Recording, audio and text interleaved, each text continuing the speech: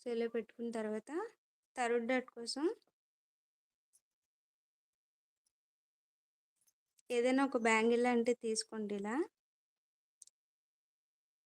ఈ మెయిన్ డాట్‌ని అలానే second డాట్‌ని touch చేసేలా పెట్టుకొని ఇటువైపుకి ఒక చిన్న మార్కింగ్ అనేది పెట్టుకోండి ఈ విధంగా.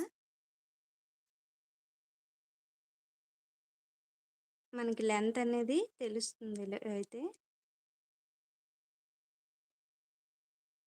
చూసారు కదా ఇలా.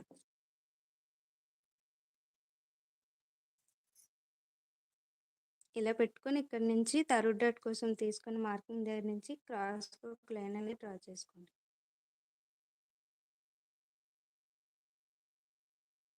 ఇప్పుడు థర్డ్ డాట్ కూడా ఒక పావు ఇంచు వెడల్పు ఉండేలా మార్కింగ్ పెట్టుకోండి. ఈ విధంగా అయితే డాట్స్ కోసం మనం మార్కింగ్ పెట్టుకోవాలి.